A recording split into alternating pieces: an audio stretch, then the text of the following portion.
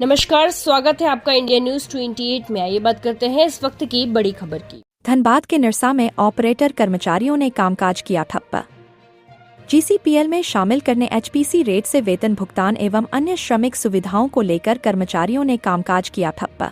निरसा के ECL Mugma area अंतर्गत GCPL में विभिन्न पदों पर कार्यरत ऑपरेटर एवं कर्मचारियों ने 8 सूत्री मांगों को लेकर गुरुवार से जीसीपीएल कंपनी में कामकाज ठप्प कर दिया एवं प्रबंधन के हिटलरशाही रवैया के विरुद्ध जमकर नारेबाजी भी की गई। जानकारी देते हुए बताया गया कि कर्मचारी एवं ऑपरेटर को बार बार अलग अलग कंपनी में कार्य करवाया जा रहा है। कर्मचारियों को जीसीपीएल में सम्मिलित किया जाए। कर्मचारियों को एचपीसी की निर्धारित दर के अनुसार वेतन का भुगतान सुनिश्चित किया जाए। बीते कुछ महीना पहले जब हमने 45 दिन कामकाज ठप किया था तो प्रबंधन की तरफ से आश्वासन दिया गया था कि 181 से अधिक लोगों को यहां पर बहाल किया जाएगा, परंतु पंप बंद होने के पश्चात पंप हाउस में कार्यरत लगभग 19 लोगों को एकाएक छटनी कर दी गई। उनको भी पुनः बहाल किया जाए। कर्मचारियों का पीएफ नियमित रूप से कट रहा है, किंतु उसमें कई प्रकार की त्रुटियां पाई जा रही हैं। अतः पीएफ रिकॉर्ड को सुधार कर वर्तमान स्थिति के अनुसार सही पीएफ जमा किया जाए एवं उसकी पूर्ण जानकारी हमें उपलब्ध कराई जाए। किसी भी कर्मचारी को अभी तक ऑफर लेटर प्रदान नहीं किया गया है, इसीलिए सभी कर्मचारियों को शीघ्र ऑफर लेटर जारी किया जाए। इसके अलावा और भी कुछ मांगे हैं और जब तक हमारी मांगे नहीं मानी जाती हैं तब तक कामकाज ठप रहेगा। आइए जानते हैं मनोज सिंह, समाज सेवी और ऑपरेटर, ने क्या कहा। धनबाद जिला ब्यूरो पप्पू केवट की रिपोर्ट। जो टेंडर है वेंसर कंस्ट्रक्शन कंपनी लिमिटेड के नाम पे है, मतलब वो एक लिमिटेड कंपनी है। लिमिटेड कंपनी का फैसिलिटी बहुत ज़्यादा रहता है, प्राइवेट लिमिटेड कंपनी से बहुत ज़्यादा रहता है। यहाँ आने के बाद कंपनी जीसीपीएल कर दी है अपना नाम, गोपीनाथपुर कोलियरी प्राइवेट लिमिटेड, मतलब लिमिटेड कंपनी से यहाँ आके प्राइवेट लिमिटेड हो गया। पहले हम लोग का जितने भी ऑपरेटर्स है सबका ज्वाइनिंग भेंसार में हुआ था। भेंसार में होने के बाद सबको जीसीपीएल में कर दिया गया।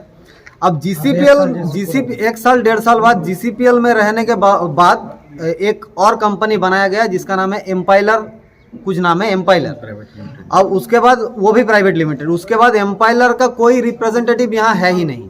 हम अगर मालिक भी नहीं है। किसी को अगर छुट्टी के बारे में ईएल सीएल हम लोग का बहुत दिया है, ईएल और सीएल ये सब दिया है कंपनी, तो कोई ईएल या सीएल के बारे में कोई अगर छुट्टी भी चाहिए होता है तो एम्पाइलर का एक ही स्टाफ था, वो भी यहाँ से चला गया है। अब हम लोग का अगर कुछ अगर छुट्टी का भी जरूरत है, एक छोटी सी चीज, अगर मान लीजिए एम्पाइलर में रहते हुए अगर किसी का कुछ हो जाता है तो कोई जवाबदेही यहाँ पर नहीं है। जीसीपीएल का अलग स्टाफ है, हम लोग को उसके बाद एम्पाइलर में कर दिया गया। हम लोग का डिमांड यही है, जितने भी सारे फैसिलिटीज है उससे वंचित करने के लिए हम लोग को एम्पाइलर में किया गया। हम लोग का पीएफ भी एम्पाइलर की तरफ से कटा गया। उसके लिए हम लोग ये मांग रखे हैं कि पुनः हम लोग को जीसीपीएल में किया जाए। अगर एम्पाइलर में करती है तो कंपनी का हेड जो एमडी है वो हम लोग को लिखित दे, और यहाँ पर हाई पावर कमेटी भी हम लोग का नहीं दिया जाता। एम्पाइलर भी नहीं चाहिए, हम लोग को एम्पाइलर नहीं चाहिए। हम लोग का इसका एक ही बार में पूरा समाधान चाहिए और एक ही बार में हम लोग समाधान करेंगे, उसके बाद ही कुछ फैसला यहाँ पर होगा। एक ही बार में हम लोग कुछ समाधान इसका चाहते हैं। तो इसमें उसके बाद कंपनी नो वर्क नो पे भी लगा दी है। कल हाजिरी मारने के ऐसा होता है, कंपनी का कोई अधिकारी सो के उठता है, सुबह मैसेज लिख देता है कि नो वर्क नो पे। यहाँ ड्यूटी चलता है, हाजिरी करके भी यहाँ स्टाफ मौजूद रहता है। उसके बाद कोई एक अधिकारी है वहाँ सो के उठता है और लिख देता है नो वर्क नो पे। ये नहीं चलेगा। तो क्या यहाँ सभी वर्कर यहाँ पे यूनियन का सभी वर्कर मौजूद है, कोई पार्टी विशेष नहीं है। जीसीपीएल में यहाँ गोपीनाथपुर कोलियरी में काम करने वाले सारे वर्कर मौजूद है, कोई पार्टी विशेष से यहाँ नहीं है। सभी वर्कर यहाँ मौजूद है, एकजुट है सब। क्या नाम है आपका? मेरा नाम है राहुल मिश्रा। जो ड्राइवर लोग हैं कंपनी का, जो ऑपरेटर है, उनको जो कंपनी चालू हुआ था उस समय भेंसार कंपनी में उन लोग को ज्वाइनिंग हुआ था। उसके बाद इन लोगों को जीसीपीएल बोल करके कंपनी बनाई, उसमें इन लोग को ज्वाइनिंग दिया गया। लास्ट में इन लोग को एम्पेलर में इस मंथ से पेमेंट करवाया गया। कंपनी बार बार इन लोग को इसलिए कंपनी चेंज कर रही है कि हर एक सुविधा से इन लोग को वंचित रखा जाए और आगे वर्कर डिमांड न करें।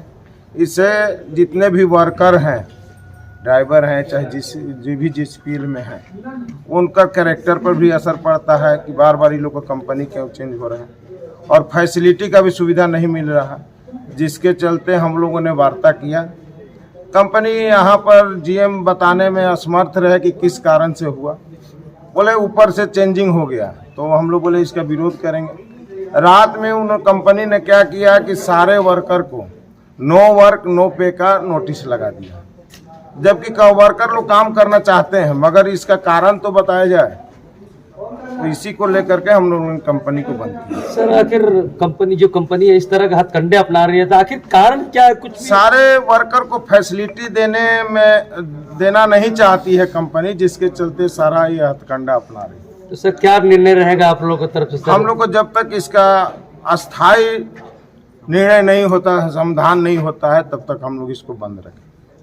आप लोगों ने कुछ दिन पहले 45 दिन का मोटा मोटी हम लोग का स्ट्राइक हुआ था, उसमें सत्यनारायण स्टेटमेंट दिया था, उसको आप लोगों के पास भी है कि 181 आदमी को हम पुनः बहाल करेंगे, और 181 नहीं और भी ज़्यादा लोग यहाँ पर बहाल होंगे।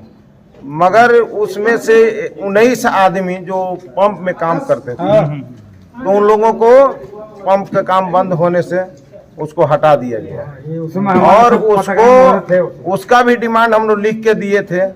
तो इन लोग के साथ जब अब बंद हो ही गया है, तो वो भी डिमांड पूरा होगा तभी हम लोग कंपनी को चालू करेंगे।